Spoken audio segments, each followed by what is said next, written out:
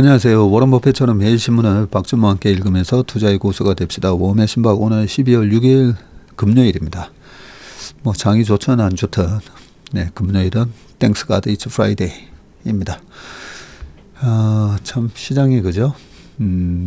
우리 썸네일 이 타이틀처럼 정말 인내가 바닥났다 라는 표현이 정말 어울릴 정도로 참 절망감이 드는 그런 시장이 연출되고 있습니다. 자, 댓글 먼저 몇 개 좀 보고 가겠습니다.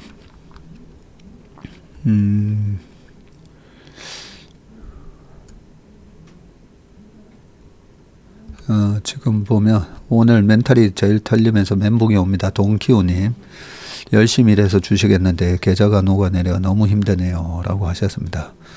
맞습니다. 힘든데 어떻게 하면 되는지 이따가 말씀드릴게요. 그리고 탄핵 본회의 결과가 어떻게 될지 모르는 게 남은 악재가 아닐지 뭐 이런 말씀 하셨는데 탄핵이 되든 안 되든 큰 상관은 없습니다. 없는 이유가 어제 노무현 대통령 탄핵 과정이 있었던 2004년 하고 그리고 박근혜 대통령 탄핵이 있었던 2016년 연말 하고 2017년 초 말씀을 드렸었고요. 그리고 차트 분석 책 한번 더 발간해 주시면 어떨까 했는데 차트 분석 책을 발간한 적은 없고요. 차트의 정석이라고 동영상 강의 작년에 했던 게 있는데 그걸 책으로 좀 발간하면 좋겠다라고 해서 책을 적다가 시간이 너무 없어가지고 적다 말았습니다. 근데 내년에는 반드시 차트의 정석 책을 좀 발간하겠습니다. 지금은 시장 자체가 워낙 이제 좀 어려운 장이다 보니까 시간 여유도 없고 마음적인 여유도 없는데 내년 상반기에는 상당히 장이 좋을 거라고 여전히 저는 확신을 하기 때문에 장이 내년에 좋고 한 5월에서 7월쯤에 차트의 분석, 차트의 정석 원고는 거의 다 해놨는데요. 한 절반 정도 해놨는데 그 자료를 다 업데이트를 좀 다시 해야 될 것 같아서 내년에 꼭 발간해 드릴 수 있도록 하겠습니다. 자, 어제 더 나올 악재가 있냐 했는데 지금 한국이 악재 지속형입니다. 그러게요. 악재 지속형인데 오늘도 보면 외국인은 보니까 좀 전에 살짝 봤더니 외국인이 지금 팔아서 주가가 빠지는 게 아니지 않습니까? 그죠? 외국인은 거래소 코스닥 그리고 선물도 한 3,000개 이렇게 매수를 하고 있는데 개인 투자가의 매도가 거래소 4,000원, 코스닥 1,250원. 보통 장이 빠질 때는 개인 투자자들의 매수가 들어오는데 이 매도가 나오는 게 제가 3일 전에 그 아는 형님의 전화를 받고 또 반대 매매 마진콜 당하셨구나. 제 그걸 딱 느끼면서 좀 마음이 안타깝더라고요. 반대 매매가 좀 이번 주에 쏟아지겠구나. 그런 생각을 좀 했었습니다. 그리고 내 돈은 지키는 것도 중요하지만 내 가정의 안위가 더 중요합니다. 맞습니다. 국가 상황도 주식시장도 지켜봐야 하지 않을까 생각을 해봅니다. 라고 말씀을 해주셨습니다.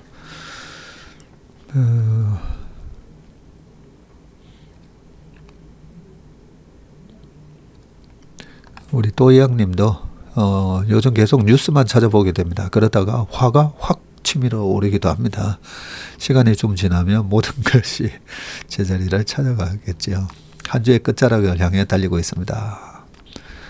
화가 확 치밀어 오릅니다. 그 화가 확 치밀어 안 오르면 그러면 거의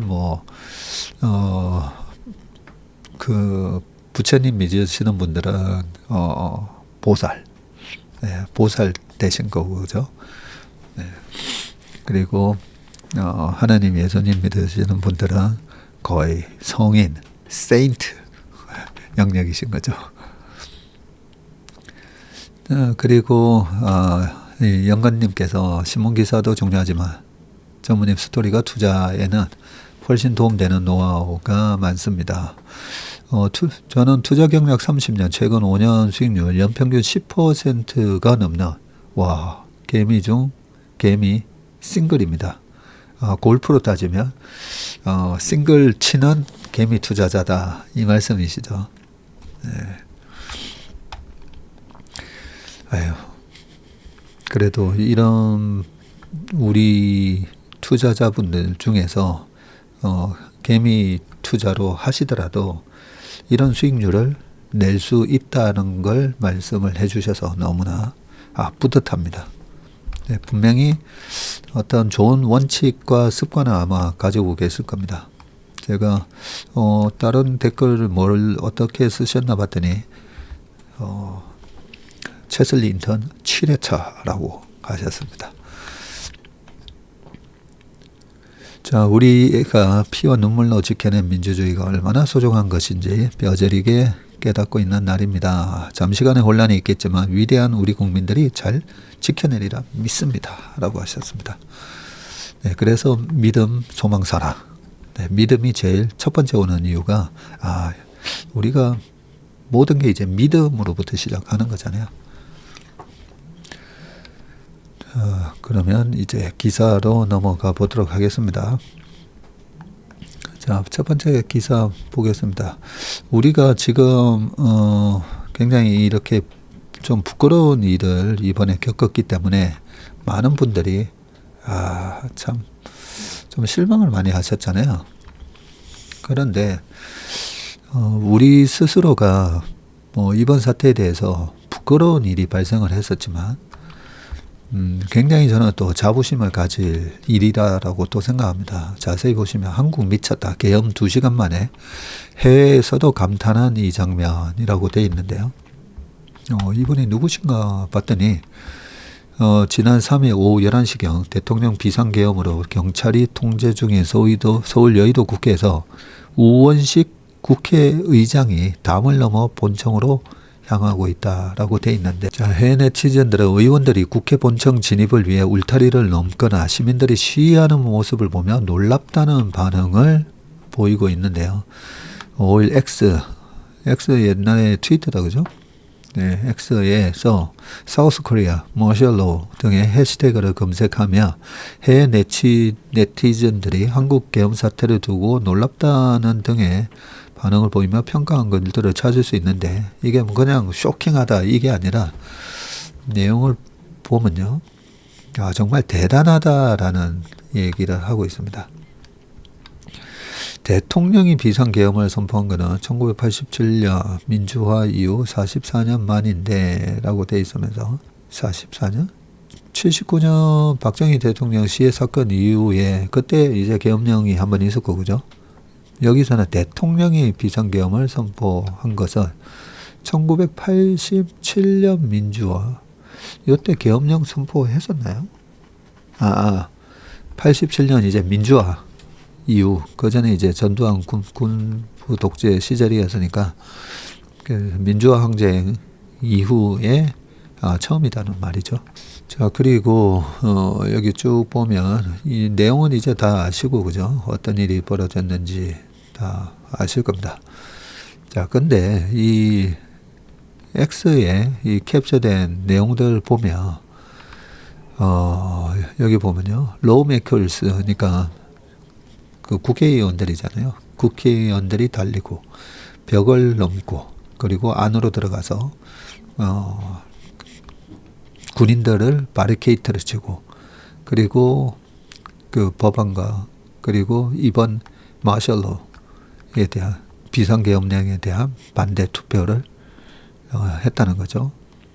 그게 이 모든 일이 국회의원들이 막 달려가고 담 넘고 해가지고 이 계엄령에 관한 반대 투표까지 다 한 게 all within 1 and 2 hours crazy라고 되어 있습니다. 이 모든 걸 1시간에서 2시간 안에 다 처리했다는 거죠. 그리고 under constitutional law 헌법 아래에서 이 lawmaker나 parliamentary나 똑같은 말이죠. 국회의원들은 그 결정에 이 결정이라는 게 이제 비상계엄 선포에 반하는 투표를 해서 이 비상계엄령 선언을 갖다가 무력화시켰다는 거죠. nullify 했다라고 되어 있습니다. 이 조회수가 760만 건 조회수를 기록했다고 합니다. 자, 그리고 그 밑에도 보면요. South Korea was able to restore democracy. 네. 밑에 해석이 다 있네요. 한국은 사람들이 신속하고 단호하게 반응했기 때문에 민주주의를 회복하고 계엄령을 해제할 수 있었다면서 그것이 민주주의를 지키는 방법이다. That's how you protect democracy라고 되어 있습니다. 요게 24년 12월 4일 260만 조회가 나왔네요. 이게 Restore Democracy 그리고 Undo the Martial Law Order. 근데 여기 보시면 Because people reacted quickly and decisively라고 되어 있습니다. 신속하고 단호하게. 우리가 잘하는 게 빨리빨리잖아요. 신속하게 잘합니다. 근데 이 글들을 읽어보면 우리가 되게 지금 참 부끄럽고 나라망신이고 분명히 맞긴 한데요. 그 이후에 일어난 우리 국민들의 대응은 이 세계의 많은 사람들의 찬사를 받고 있다는 거죠. 네. 자, 여기 또 적혀 있습니다. The South Korean timeline of events tonight. 오늘 밤에 이 타임라인을 해보면 10시에 계엄령이 선언이 됐고 그리고 시위대들이 나타났고 12시에 나타났고 제가 보통 11시 반 12시 어제는 몇 시에 퇴근했더라? 어제도 1시 7분 제가 보고 퇴근했던 것 같은데요. 보통 그렇게 거의 12시, 1시 요때 퇴근을 많이 하는데요. 그날은 10시 한 10분, 20분, 10시 한 반에 퇴근한 것 같아요. 퇴근하고 집에 가서 미국 시장 좀 보려고 하는데 막 문자가 오고 기자 전화하고 했었는데 이 역사의 현장을 가볼 뻔했습니다. 바로 요 국회 바로 앞쪽에 있잖아요, 저희가. 그러면서 12시 10분에 국회가 이 계엄령 해제를 위한 투표를 했고, 그죠? 1시에 의회는 이 해산을 거부를 했고요. 대통령이 컴플라이 하겠다. 의회의 결정을 준수하겠다라고 약속을 하고 4시 15분에 그렇게 준수하겠다고 하면서 계엄령을 해제하게 되죠. 이렇게 빠른 행동들이 한국인들이 민주들이 그들의 민주주의를 구했다 하면서 제일 밑에 보면 Take note Americans라고 돼 있어요. 미국인들이요 주목하라는 얘기죠. 그래서 이번 대통령실은 윤 대통령의 계엄 선포와 해제 관련 주요 예신에 헌법을 위배하지 않는 범위 내에서 이루어졌다. 국가 안보를 훼손한 세력에 대한 불가피한 대처이자 국정 정상 회복을 위한 조치였다. 이런 변명을 하긴 했었지만 그래도 이 헌법에 위배한 계엄 선포를 했지만 그 헌법에 따라서 의회가 이렇게 계엄 해제를 하니까 그걸 또 따라준 거는 참 다행이다 라는 생각이 듭니다. 그죠? 자, 요거와 또 비슷한 기사가 하나 있습니다. 우리가 너무 많은 일들이 일어나잖아요. 많은 일들이 일어나는데 너무 우리가 패배주의에 빠지면 안 됩니다. 그래서 말씀을 드리는 거고요.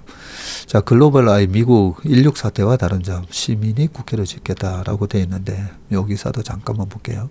미국 CNN의 앵커 에비 필립이 평일 밤 10시에 진행하는 뉴스나잇에는 세계 위기 월드 크라이시스 라는 코너가 있다고 합니다. 전쟁이나 재난재해, 주식 대폭락 등 지구촌에서 벌어지는 각종 위험 상황을 꼭지별로 전하는데 여기에 지난 3일 한국 계엄 혼란이라고 하면서 사우스 코리아 마셜 로우 케이오스라는 제목이 첫 꼭지로 올라왔고요. 시리아 내전, 위험에 처한 이스라엘, 레바논, 휴전 등 소식과 함께 전했다고 하고요. 세계에서 가장 짧고 기괴한 계엄령이라는 오명과 함께 한국의 비상계엄 뉴스가 여기에 오를 거라고 예상하는 사람은 없었을 거다. 자, 소총을 든 계엄군이 국회 본청 유리창을 깨고 진입하는 장면이 이날 온종일 CNN에서 되풀이해서 흘러나왔고요. 방송 앵커들은 북한이 아니라 한국 이야기라고 했다고 합니다. It's not North Korea.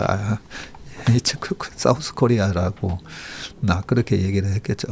사무실 TV를 보다 얼굴이 화끈거리는 경험은 워싱턴 특파원 생활 1년 6개월 만에 이날이 처음이었다. 되게 한마디로 쪽팔려 이렇게 했다는 거잖아요. 김형구 워싱턴 총국장이시군요. 네, 우리가 사실 다 비슷한 그 기분이 들었을 겁니다. 그죠? 자, 대통령의 심야 계엄 발표와 국회의 계엄 해제 요구 결의안 가결, 그리고 대통령의 수용, 아까 그 comply 하는 수용에 이른 6시간의 초현실적 상황 전개는 워싱턴에 깊은 충격을 줬다고 합니다. 현지 취재원은 기자에게 한국의 동료들은 무사한지 물었고 연방의회 관계자는 무장군인들이 국회에 진입하려는 이유는 뭔지, 국회의 결정에 효력을 발휘할 수는 있는지 등을 궁금해했는데 부끄러운 경험의 앞권은 3년 전 워싱턴에서 벌어진 16 의사당 폭동 사태가 소환된다는 건데 2020년 미 대선 결과를 부정하는 트럼프 추종자들이 연방의회의 대선 결과 인준을 막겠다면서 의사당에 난입해서 세계를 깜짝 놀라게 한 그 일 말이다. 미 언론은 정치적 목적을 이루기 위해서 폭거를 부추김으로써 민주주의가 위기에 직면한 사례라는 점에서 한국의 비상계엄과 16 사태의 동질성을 본다. 그렇죠? 비슷한 일이었어요. 그러나 간과하지 말아야 할 근본적 차이점이 있는데 16 사태에서는 민주주의 전복을 노린 시위대가 의회를 공격 대상으로 삼았고요. 경찰이 이를 막았습니다. 반면에 한국에서는 군 공권력이 국회 무력화를 시도를 했는데 시민들이 위험을 무릅쓰고 나서서 민의의 전당을 지켰다는 점이죠. 동아시아에서 가장 민주주의 모범 국가라던 한국, 돌발적인 비상계엄은 수십 년간 어렵게 쌓아 올린 국가 신인도를 한순간 바람 앞 촛불처럼 흔들리게 했다. 다만 백악관에서는 이번 일은 한국 민주주의가 여전히 견고하고 회복력이 있다는 것을 보여준다는 평가도 나온다. 위정자들이 어지럽힌 헌정 질서를 끝내 일으켜 세운 건 이번에도 국민이었다. 그래서 우리가 너무 이번 일을 계기로 한국은 안 돼. 또 국민들 수준이 그래서 그런 거야. 이런 얘기들도 스스로 너무 비하하는 그런 말들 많이 하잖아요. 보면. 네, 근데 정말 놀라운 사건인 것 같아요. 저는 여기 아까 기괴한 사건이라고 돼 있었잖아요. 보면 세계에서 가장 짧고 기괴한 계엄령. 아니 계엄령을 내렸는데 또 국회에서 그런 결정하고 했다고 바로 또 그걸 승복을 하고 그래서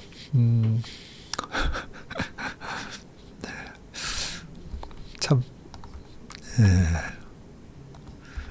참 이번 일로 인해서 주식시장이 딱 위로 빵 치고 올라가려는 그 타이밍에 이런 일이 있어서 저도 화도 나고 참 너무 어처구니가 없고 네, 그리고 분노하기도 합니다. 하지만 감정적으로 대응할 게 아니라 저는 이제 투자자이기 때문에 투자자 관점에서 이번 사태가 미칠 파장과 우리 경제에 미칠 영향 뭐 이런 걸 객관적으로 분석을 해야 되는데 국가 신인도 하락과 어제 신용평가사 얘기도 했었지만 그렇게 우리 나라에 대한 국가 신인도를 현저하게 훼손시키는 그런 일은 아니었다.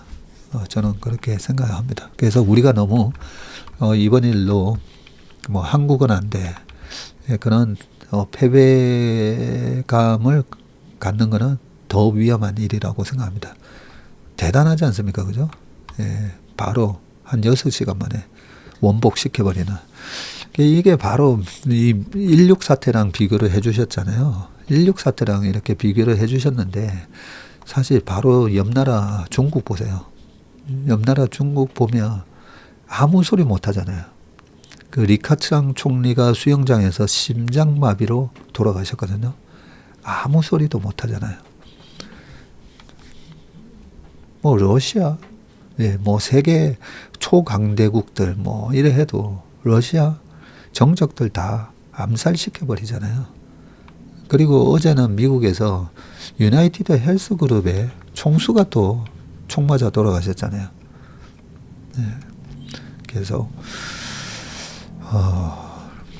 너무 뭐 국뽕 뭐 이러면 안 되지만 객관적으로 봤을 때 이번 일로 너무 아무튼 한국은 안 돼 뭐 헬조선 이런 얘기는 좀 안 나왔으면 좋겠습니다.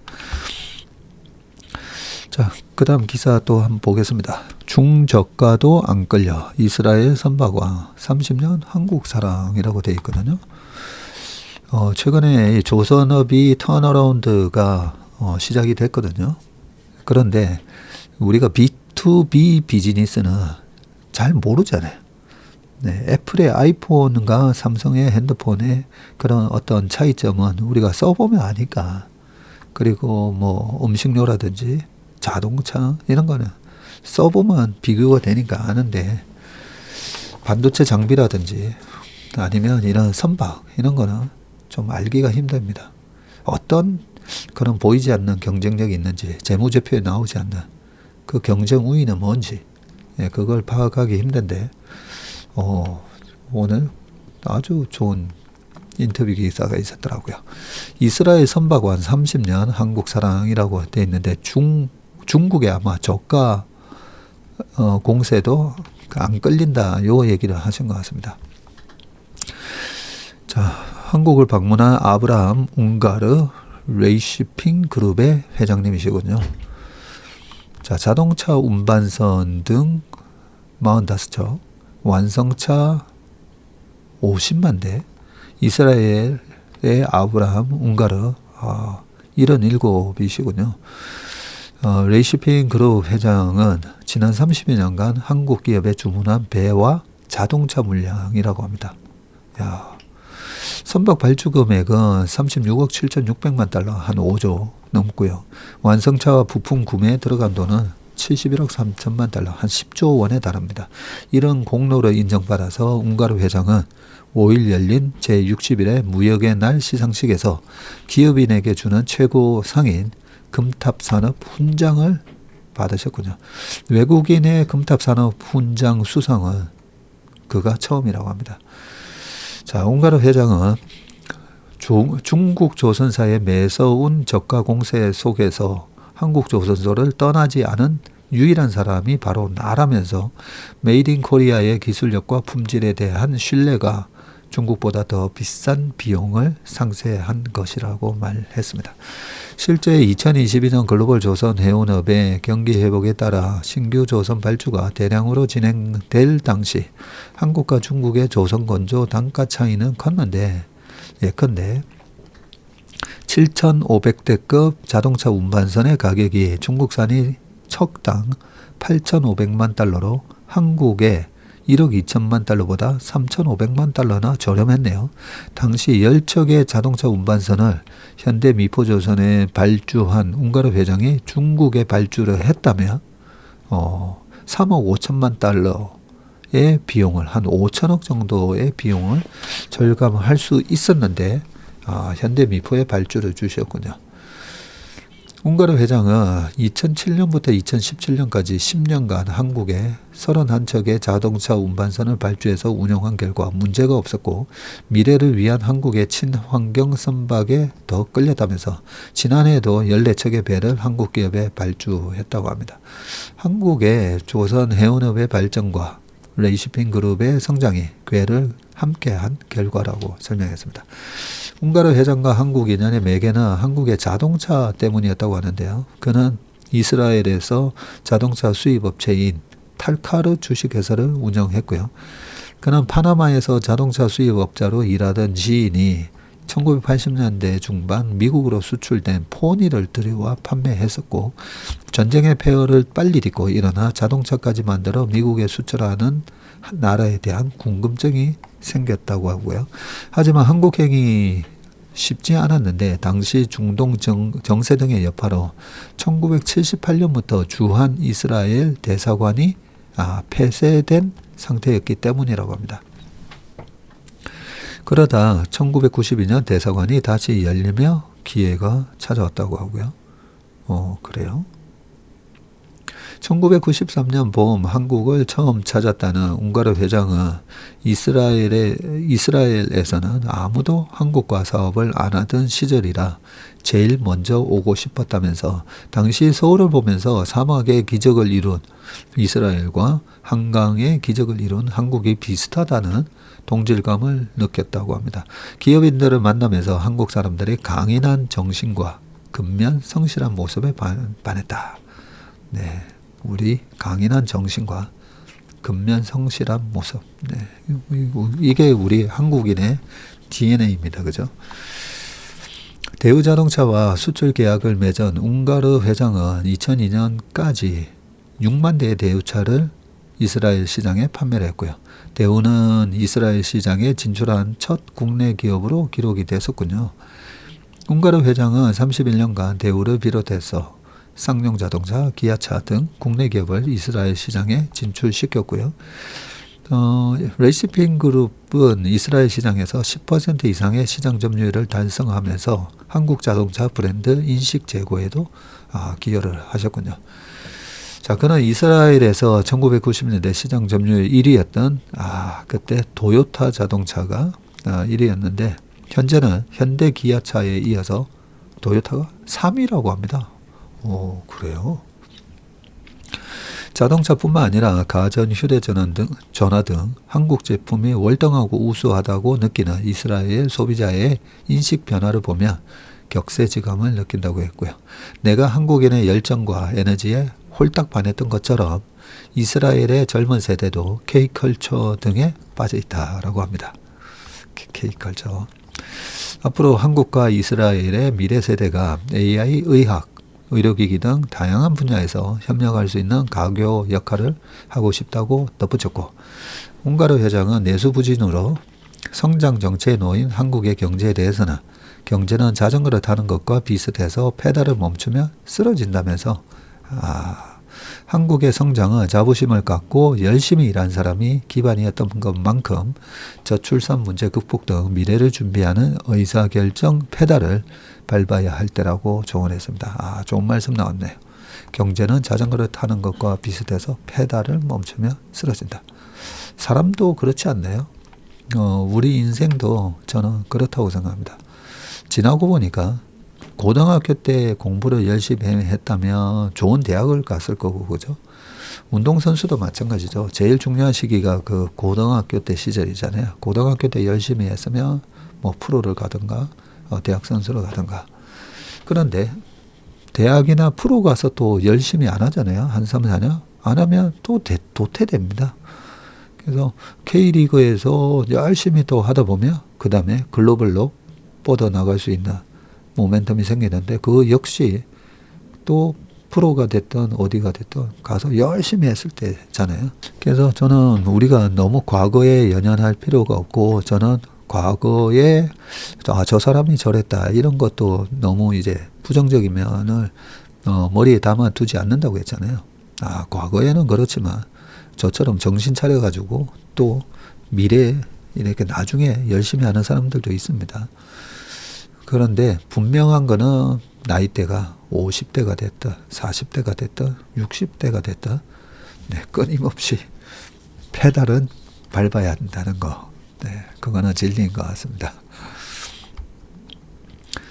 자, 트럼프 당선인이 취임 후 글로벌 경제에 대해서 트럼프 당선인은, 이 회장님 말씀이, 트럼프 당선인은 뼛속까지 비즈니스맨이라 의사결정이 빠르고 위기를 초래하는 결정을 내리지 않을 거다라는 거죠. 위기를 초래하는 결정을. 이스라엘을 둘러싼 중동 지역과 우크라이나의 질서 유지를 꾀하면서 중국과의 관계에서도 어느 정도의 선을 지킬 것으로 예상한다라고 좋은 말씀을 해주셨습니다. 트럼프가 또 이 친이스라엘 정책을 쓰잖아요. 그래서 아마 트럼프에 대해서 누구보다도 아마 잘 아실 건데, 우리가 우려하는 것처럼 너무 극단적으로는 가지 않을 거다. 예, 그 말씀을 해주셨습니다. 자, 그 다음 기사를 보겠습니다. 최정영의 마켓나우 60대 40 포트폴리오가 마주한 위기와 기회라고 되어 있습니다.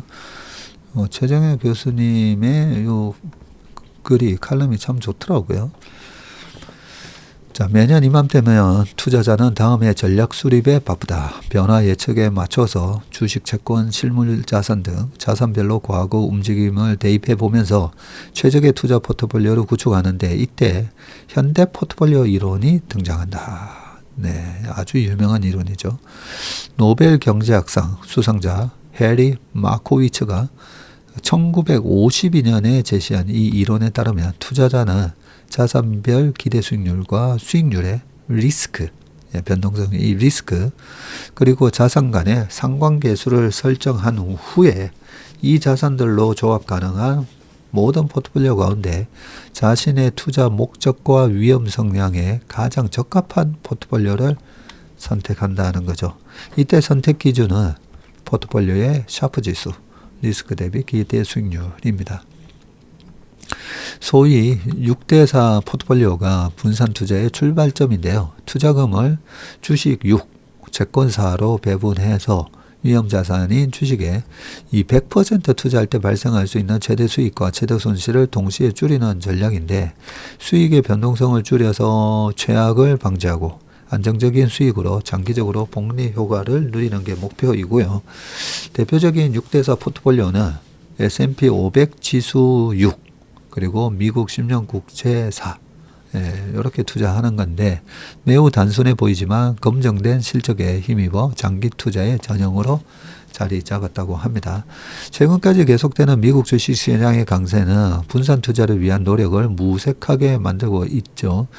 특히 S&P 500 지수는 실현 수익률은 물론 샤프 지수도 뛰어난데, 전체 포트폴리오에서 S&P 500 지수의 비중에 따라 투자 성과가 좌우될 정도이고요. 게다가 2022년에 주식 채권 동반 하락으로 이 6대4 포트폴리오 무용론까지 당시에는 나왔었습니다. 왜냐면 양쪽이 다 깨졌었죠. 2022년은 주식도 손해가 나고 금리도 급등하면서 채권 가격이 떨어져서 손실을 나고, 그래서 주식과 채권을 투자했을 때 동시에 터지는 경우가 과거 100년 동안에 보면요, 그렇게 많지 않습니다. 1969년도가 주식하고 채권이 동시에 터졌던 해고요. 그 다음이 1941년, 41년인 것 같은데요. 진주만 사태가 있었던 41년 12월 달에 진주만 사태가 있었던 해가 41년일 겁니다. 아마. 그 41년에도 채권하고 주식이 동시에 빠졌거든요. 근데 그 두 번의 케이스를 제외하면 없습니다. 없는데 22년도에 발생을 했었거든요. 분산 투자의 효용성 회복은 S&P 500 지수의 수익률과 변동성의 지속 가능 여부에 달려 있는데, 현재 S&P 500 지수의 최대 위험 요인으로 역대 최고치에 달한 이 주가 수익 비율 PER과 시장 집중도를 꼽을 수가 있고요. 시장 집중도 너무 M7 종목에 쏠렸다 뭐 이런 거 있잖아요. 골드만삭스는 이 두 가지를 포함한 변수들을 투입해서 분석한 결과 향후 10년 연평균 기대 수익률의 중간값을 3%로 예측했다고 합니다. 이 정도 PER과 이 정도 금리와 뭐 여러 가지를 다 고려했을 때는 향후 10년 동안은 연평균 기대 수익률이 3%. 네. 그러면서 또 변동성은 증가할 거다. 네. 크게 한번 또 확 빠지는 장이 있을 거다. 이 얘기죠. 자, 지난 10년 수익률이 13% 정도 나오거든요. S&P 500의 연평균 수익률이. 자, 이 점을 고려하면 3%, 앞으로는 3%, 네, 급락 수준인 셈이고, 인플레이션까지 반영하면 1% 정도에 불과합니다. 연평균 한 2% 인플레이션 감안하면 그죠.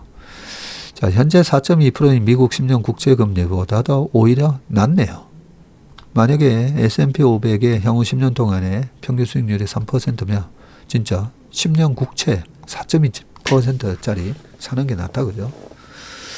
자, 결과적으로 6대4 포트폴리오의 연평균 기대 수익률도 3.5%에 불과해서 지난 10년 수익률 7%에 비해 반토막이 나는 결과를 맞이하게 된다.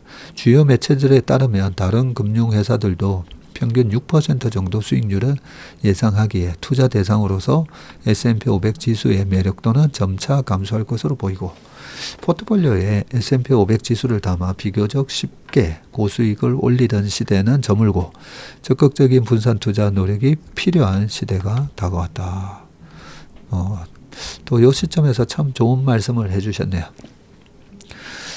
오늘 그 마지막 기사가 저거잖아요. 인내심의 한계. 국장 안에 미장 가야 되겠구나. 왜냐하면 그동안의 성과를 보면 1년에 연평균 지난 10년 동안 13%씩 나오는 시장이니까 뭘 다른 거 할 필요 없잖아. 그냥 미국 가면 돼. 거기다가 최근에는 환율까지 좋아져 가지고 그죠? 원화로 이렇게 환산한 수익률이 더더욱 좋아 보이니까 그런 마음이 드는 것도 맞는데, 자, 잘 보시면 골드만삭스가 이렇게 얘기를 했다는 거죠. 다른 회사가 얘기한 게 아니라 골드만삭스가 이런저런 변수들을 투입해 분석한 결과 이럴 거다라고 얘기를 한 겁니다. 그래서 우리가 참 주식 투자를 하는 데 있어서 이 남들하고 그동안에 내가 갖고 있지 않는 주식하고의 비교를 하면서 이건 아닌가, 저쪽으로 가야 되나 하면서 결국은 이 포모 현상에 나도 동참을 하게 돼 있습니다. 그럴 때 이 포모 현상으로부터 좀 그나마 정신 차리게 만들어주는 게 이런 퀀터 분석이거든요. 지금 이 지수대에서 21년도에 11월 달에 이런 현상이 되게 심했었죠. 미국은 사상 최고가 갱신을 올해 들어와서 뭐 70번, 뭐 몇 번, 이러면서 그때도 이제 밸류에이션을 체크 안 하고 23배였으니까 그죠? 23배에 들어갔다가 넷플릭스나 뭐 메타나 엔비디아나 다 70% 이상 급락하는 그런 모습을 보였습니다. 그런데 저희도 지금 미국 주식을 해달라고 하는 고객분들은 미국 주식을 저희가 투자를 하고 있는데, 어제 모닝브리프에서 말씀드렸듯이 아직은 탈출 신호는 안 나왔어요. 22년 1월 달에는 탈출 신호가 나왔었거든요. 그래서 그 탈출 신호가 있기 전까지는 이번에 도대체 얼마나 거품을 또 만들지 그거는 모르는 겁니다. 그래서 지금은 즐기는 게 맞고요. 미국 주식 하시는 분들 랠리를 즐기시면 되고, 또 하나 긍정적인 점은 M7으로 집중됐다가 최근에 보면 확산되고 있어요. AI 가속기에서 AI 소프트웨어 주식으로도 확산되고 있고, 그리고 어제 아메리칸 에어라인이나 최근에 카니발 크루즈라든지 이런 굉장히 경기에 민감한 주식들마저도 돌아서고 있습니다. 그래서 미국 시장이 당분간은 나쁘지 않다고 봅니다. 대신에 종목별로는 잘 선정해서 투자하시길 바라겠습니다. 자, 미국 엔비디아 관련된 기사가 있어서 이 기사도 잠시 챙겨보겠습니다. AI 반도체 장악한 엔비디아 신제품 조기 출시로 꽃비를 준다라고 되어 있고요. 반도체 업계에서는 엔비디아가 틈을 내줄 생각이 전혀 없는 것 같다. 경쟁사와의 격차가 갈수록 벌어질 것이다. 이렇게 얘기하고 있고요.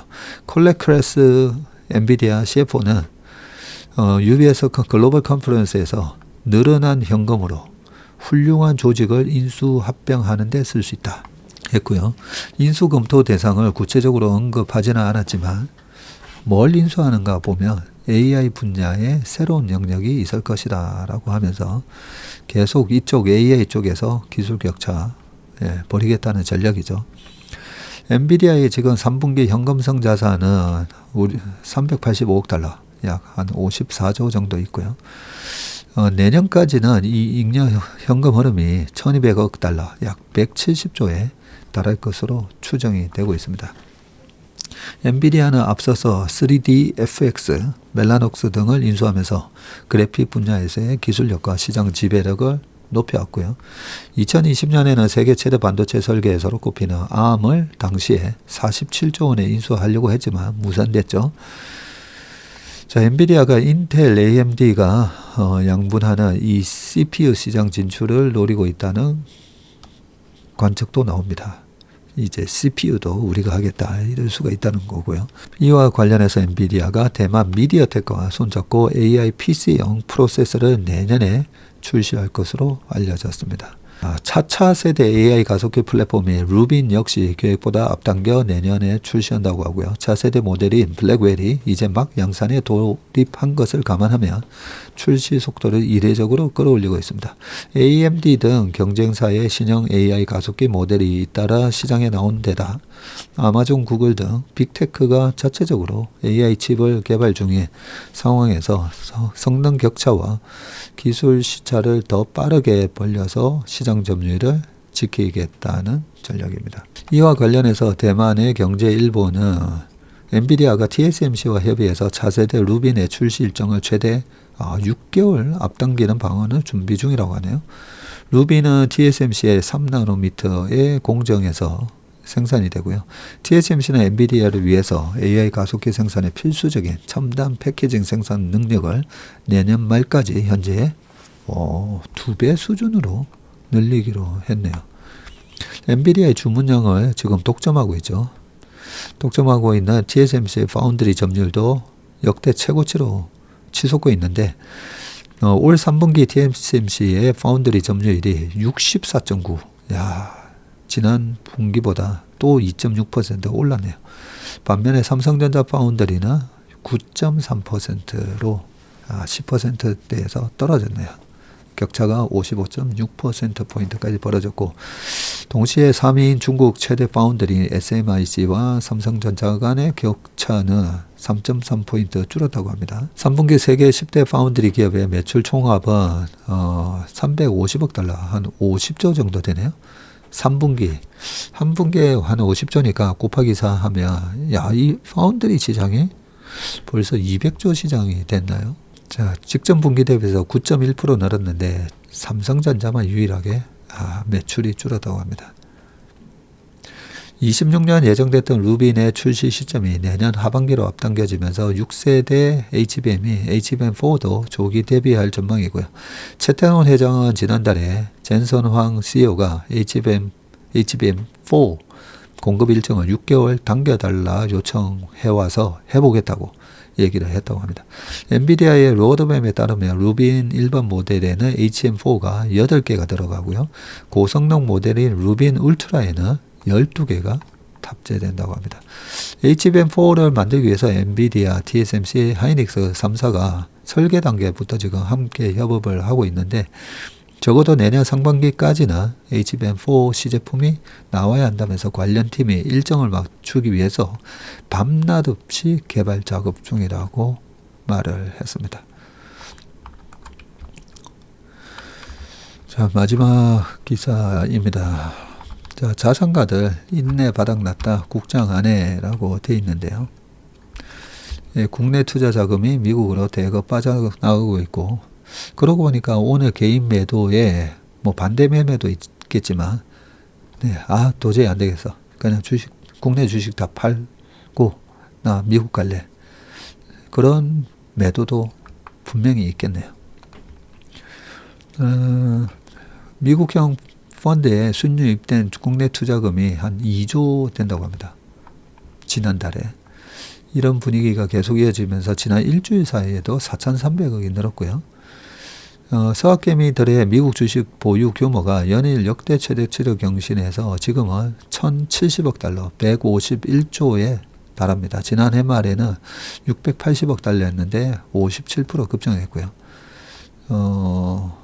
장고 기준으로 보면 57% 급증을 했는데 이 돈이 순유입된 것도 있겠지만 사놨던 주식이 계속 올라서 그죠. 올해 뭐 한 30% 정도 수익이 났다고 보면 그만큼 또 이 30%는 평가이익이 늘어서 그럴 겁니다. 윤통의 비상계엄 선포 이후에 강남 PB센터에서 자산을 미국 펀드로 옮기려는 고객 문의가 빗발쳤다고 전했고요. 한 PB는 올해 상장사의 실적 부진과 금융투자 금투세 논란 등에 이어서 계엄에 따른 혼란까지 불거지자 자산가들의 인내가 바닥났다. 금융투자 자산을 대부분 미국 주식과 펀드로 바꾸겠다는 고객이 많았다고 전했습니다. 이런 탈한국 러시가 가속화되면서 국내 증시 수급에는 비상이 걸렸고 주식 투자를 위한 대기 자금인 투자자 예탁금이 지금 49조 8,900억으로 50조 깨졌네요. 8월 이후 10조 넘게 급감을 했다고 합니다. 외국인이 유가증권 시장에서 최근 6개월간 12조 원어치의 순매도를 했는데 좀처럼 매도 강도는 수그러들지 않고 있다. 아닙니다. 외국인의 현선물 매매 추이를 보면 매도 강도가 줄어들고 있어요. 줄어들고 있고 고객 예탁금은 최근에 외국인이 매도를 하면서 기관하고 우리 개인 투자가의 매수가 늘어났잖아요. 그러면 예탁금이 또 줄어들게 돼 있습니다. 돈을 빼서 예탁금이 줄어들 수도 있지만 계좌에 있는 현금을 주식을 사면 또 예탁금이 줄어들게 돼 있습니다. 자, 이 부분에 대해서 말씀을 좀 드리면 한마디로 결론을 제가 말씀을 드리면요. 이런 걸 보면서 생각나는 또 단어가 이번에 윤통의 그 계엄 사태에서도 딱 떠오르는 생각이 저희 아버지 부모님 댁에 가면 그 거실에 걸려 있습니다. 많은 만당이 불여 일묵이고 한번 그냥 침묵하는 것만 못하고 이렇고 저렇고 얘기하는 게 그리고 백전백승이 불여 일인이다 라고 되어 있습니다. 네, 백전백승이 한번 참는 것만 못하다라고 되어 있습니다. 어떻게 보면 윤통도 보면 예전에 민주당 시절에도 인기를 끌었고요. 그죠? 그리고 그때 특검을 맡으면서 그리고 또 여기 국힘에 와서 대통령까지 되시고 그렇게 백전백승을 그동안에 많은 어떻게 보면 승리를 하셨을 건데 이번에 한번 참지 못하면서 참 많은 걸 좀 잃으신 게 아닌가라는 생각이 들고요. 주식 투자도 마찬가지입니다. 주식 투자도 뭐 저라고 뭐 지나간 결과를 보면 그래 올 초라도 국내 주식 팔아서 미국으로 옮겼어야 되네. 뭐 그런 마음이 지나간 결과를 보고 왜 그런 생각이 안 들겠습니까? 근데 주식 투자를 할 때 항상 그렇잖아요. 결과 보고. 근데 우리가 워런 버핏을 존경하면서 워런 버핏이 내가 엔비디아를 샀어야 되는데 아니면 테슬라를 샀어야 되는데 그런 거 전혀 없으시잖아요. 그래서 나의 투자 원칙을 갖고 그걸 지키는 게 되게 중요합니다. 그게 쉽지 않습니다. 절대. 워런 버핏도 엄청나게 조롱당했었잖아요. 닷컴 버블 때도 그렇고. 그래서 나만의 투자 원칙을 지키면서 우리나라 시장 분명히 이렇게 기업은 글로벌하게 계속 좋아지고 있는데 거기다가 지배구조도 개선되고 있죠. 거기다가 상법 개정 등등 여러 가지. 그리고 제일 호재는 항상 말씀드리지만 주가가 싸졌다는 겁니다. 싸지는 그 과정이 되게 기분 나쁘고 왜 이래 안 올라 그런 인내심을 테스트하기는 있지만 하나하나 객관적으로 따져보면 지금의 국내 시장의 최고의 투자 전략은 참고 인내하는 거다. 그렇게 생각합니다. 오늘 웜의 신박은 여기서 마치겠습니다. 이번 주말도 행복하고 건강한 주말 되시길 바라겠습니다. 고맙습니다.